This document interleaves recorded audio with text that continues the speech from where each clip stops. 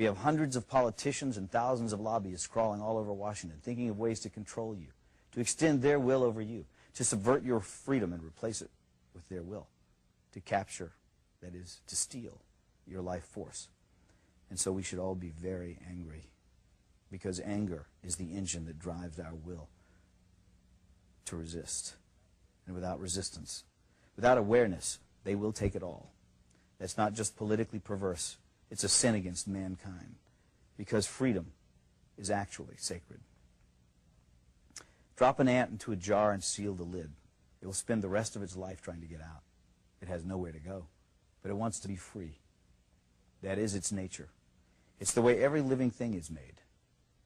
Once, a long time ago, I saw something at the zoo, a wolf lying in its cage.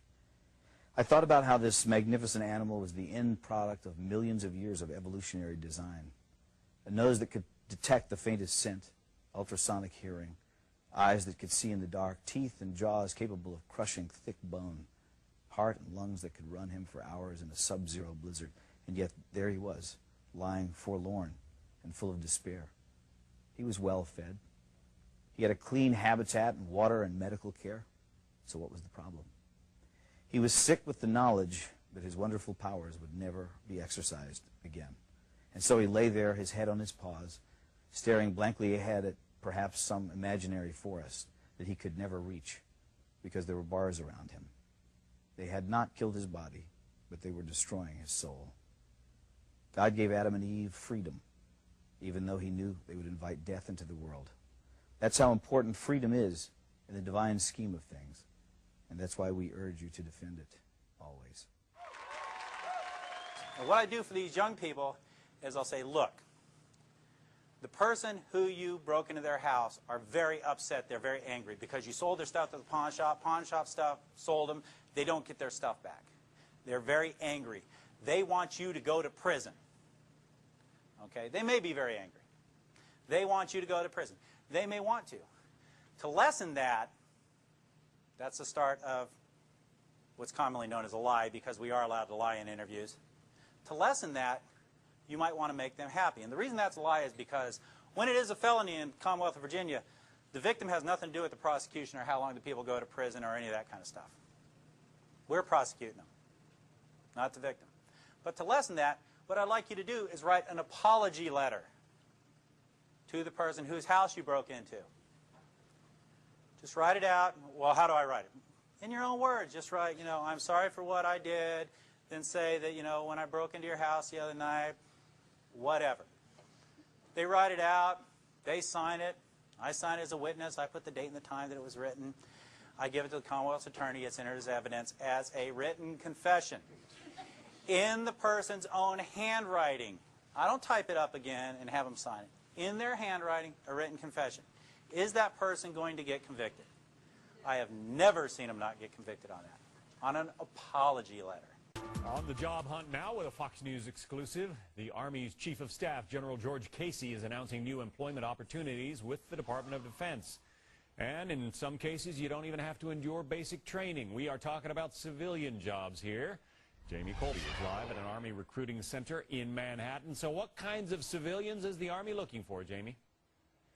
Well, let me first address that basic training, John. They did threaten here to make me down and give them 50, but fortunately, I didn't have to. And you don't have to, actually, to be a civilian. There are a number of jobs. John, can you imagine a corporation that offers 550 different job classifications? Just about everything is represented, supporting our troops. I can't imagine anything else with more honor. There are great benefits, too. I'll get to that in a second. 325,000 Americans already serving as civilians in the Army at 67 countries worldwide. If you love travel, this is definitely for you. And we had an exclusive sit-down with the Army Chief of Staff, General Casey, who told us there's one category they're particularly interested in. Take a listen.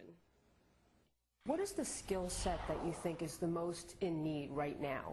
I would say probably contracting. I think you know that with the deployments, our contracting requirements have gone way up. And they have, John, you know about all the work that's going on all around the world that the Army takes part in, but they're also looking for crime scene investigators, firefighters, child care workers, nurses, many, many other classifications. And let me give you a website there that you can go to, civilians. It's cpol.army.mil, and there are, as I said, more than 550 different jobs with great benefits. And I guess there's a stress reduction program that comes with the Army employment? Yeah, how about this, John? Not just for those on the front lines, for our soldiers, but starting November 1st, there'll be a comprehensive soldier fitness assessment, confidential online mental health assessment developed at the University of Pennsylvania by Dr. Martin Seligman.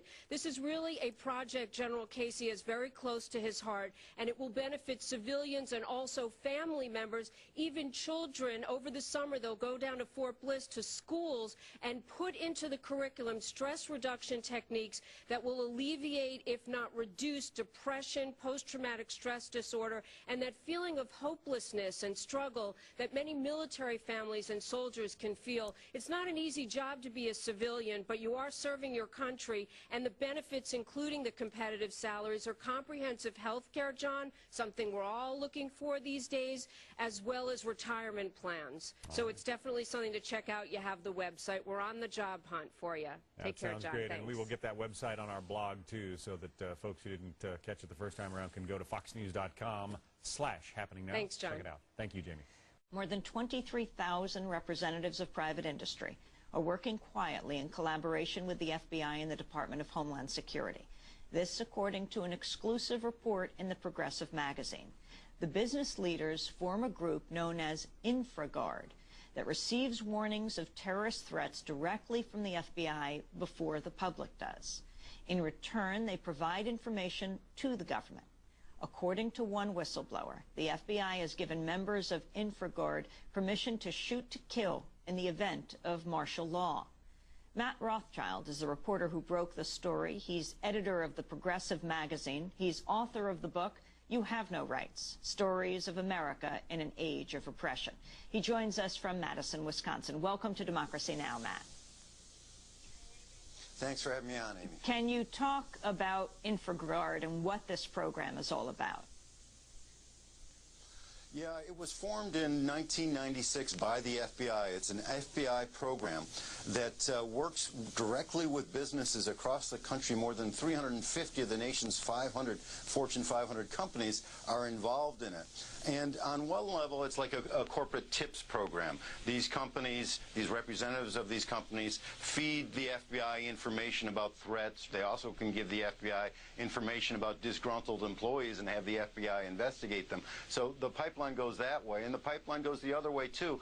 The FBI gives these 23,000 business people almost daily threat warnings that the public never gets, since in at least one occasion, a government official, Governor Gray Davis of California, didn't get until he heard from his brother, who was in InfraGard, about threats to the bridges in California.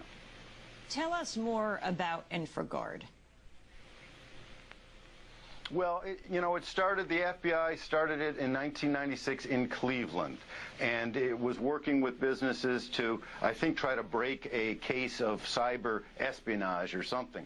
And then the FBI decided to start little organizations around the country. There are now 86 chapters of InfraGard.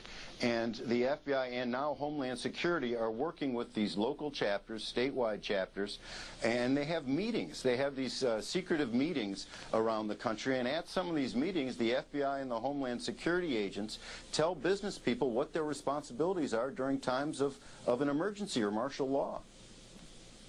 How did you learn about this story, Matt Rothschild?